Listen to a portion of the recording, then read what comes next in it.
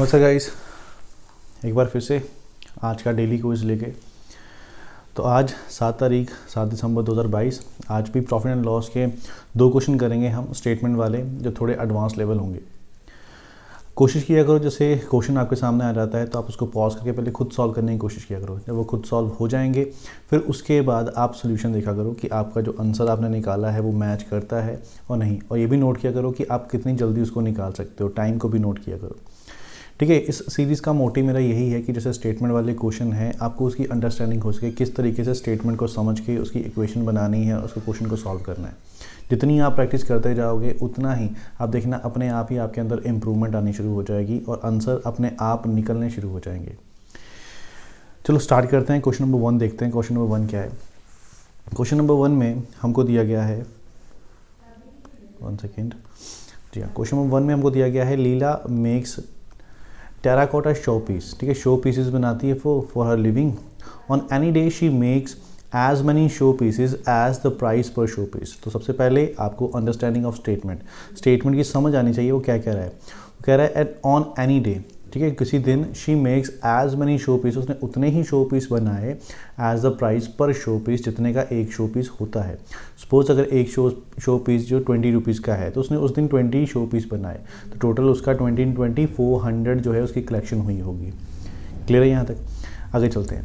आगे आपको क्वेश्चन में दिया गया है every day she sell all her pieces at profit of ₹30 per piece. हर एक पीस के ऊपर 30 रुपये वो प्रॉफिट कमाती है।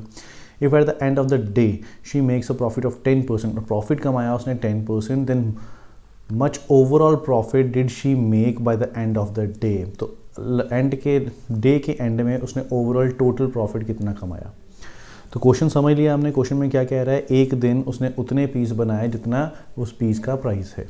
ओके, हर पीस के ऊपर वो 30 रुपये कमाती है। उसने 10% प्रॉफिट कमाया एक दिन में। हमको बताना है रुपीज़ के अंदर कि पूरे दिन में उसने कितना प्रॉफिट कमाया होगा। अब ये क्वेश्चन थोड़ा पढ़ने में आपको लग रहा है कि टफ़ है, बट इसको सॉल्व करना एक सिंपल सा स्टेप है, उसमें सॉल्व हो जाएगा। आपको ये भी पता है रुपीज़ में कितना प्रॉफिट कमाया, 30 रुपये। आपको ये भी पता है कि परसेंटेज में कितना कमाया, 10%। इट मीन्स अगर 10% प्रॉफिट कमा रही है तो उसकी वैल्यू जो है वो किसके इक्वल हो जानी है, 30 रुपीज़ के, क्योंकि 30 रुपये कमा रही है जो कि क्या है, 10% है। अब यहाँ से किसी भी, मान लो अगर शो पीस की वैल्यू x रुपीज़ है, उसका 10% वो अर्न करेगी। अगर 10% अर्न करती है तो वो हमको पता है कितना अर्न करने वाली है, 30 रुपये अर्न करने वाली है। ठीक है, यहाँ से आपको क्या पता चल जाएगा, उस एक पीस की, पर पीस की जो वैल्यू है वो कितनी है, 300 रुपीज़। तो एक पीस 300 रुपये का है। अब जब एक पीस 300 रुपये का है, आपको क्वेश्चन में दिया गया था कि उसने उस दिन उतने ही पीस बेचे जितने एक पीस का प्राइस है। इट मीन्स उसने जो number of pieces, show pieces बेचे होंगे वो भी 300 बेचे होंगे। तो अगर टोटल कलेक्शन कितनी हुई होगी, फिर एक 300 रुपये का आता है, 300 ही उसने सेल किए हैं, तो इट मीन्स टोटल जो प्राइस होगा वो कितनी कलेक्शन की होगी, उसने 90,000 रुपये की कलेक्शन की होगी। बट क्वेश्चन में आपको ये तो नहीं पूछा गया, क्वेश्चन में आपसे ये पूछा गया ओवरऑल प्रॉफिट क्या है। तो प्रॉफिट हमको पता है कितना है, 10%। तो 90,000 का 10% अगर आप निकालोगे तो आपका आंसर क्या आ जाएगा, 9,000। तो उसका पूरे दिन का जो टोटल प्रॉफिट है वो कितना हो जाएगा, 9,000 हो जाएगा। क्लियर है? बस एक सिंपल सा स्टेप था कि आपको ये समझना था कि इधर आपको 30 रुपीज़ प्रॉफिट दिया हुआ है, उधर 10% प्रॉफिट दिया हुआ है। इट मीन्स 10% तो 30 है।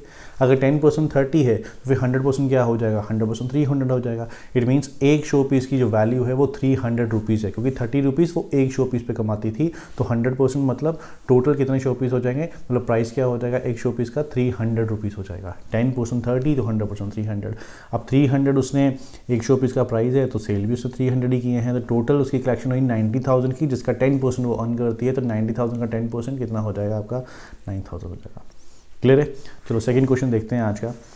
दूसरा क्वेश्चन ये रहा हमारे सामने। आपको दिया गया है the cost price of two products हैं P and Q is ₹600। P का 600 है एंड Y ये Q का प्राइस है। A man marked up the price of these products by 25% and 20% respectively। अब उसने क्या किया, एक बंदे ने, उसने इसकी वैल्यू बढ़ा के लिख दी, मार्क प्राइस। ठीक है, लिस्टेड प्राइस जो होता है वो लिख दिया उसने कि P को उसने 25% इंक्रीज कर दिया और Q को उसने 20% इंक्रीज कर दिया respectively, and offer a discount. फिर उसने डिस्काउंट भी दे दिया, P पे 30% का और Q पे 10% का।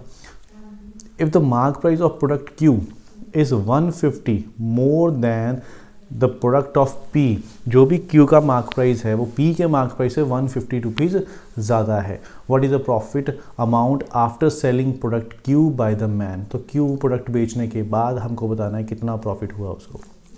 क्लियर है यहाँ तक?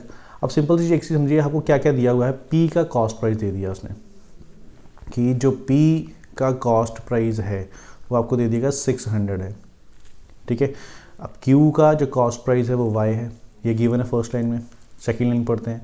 अब उसने बोला, उसने वैल्यू को बढ़ा दिया, मार्कअप कर दिया। अब मार्क प्राइस क्या हो जाएगा P का जो मार्क प्राइस है 600 का 25% उसने इंक्रीज़ कर दिया। 25% अगर इंक्रीज़ कर देगा तो उसकी वैल्यू 125% हो जाएगी। इट मीन्स उसकी जो वैल्यू है वो कितनी हो गई 750। 600 रुपये की चीज़ थी, उसने उसकी वैल्यू बढ़ा के 750 रुपये लिख दिया। ऐसे ही सेम चीज़ Q की वैल्यू उसने 20% इंक्रीज़ कर दी, तो 20% इंक्रीज़ करने का मतलब 120% कर दिया किसका, Y का। Okay clear. नेक्स्ट, इसके बाद उसने दे दिया डिस्काउंट। अब हमको ये पता है, अगर आप क्वेश्चन में देखोगे आपको उसने बोला है कि if the mark price of product Q का जो मार्क प्राइस है वो 150 रुपया ज़्यादा है, 150 ज़्यादा है P से।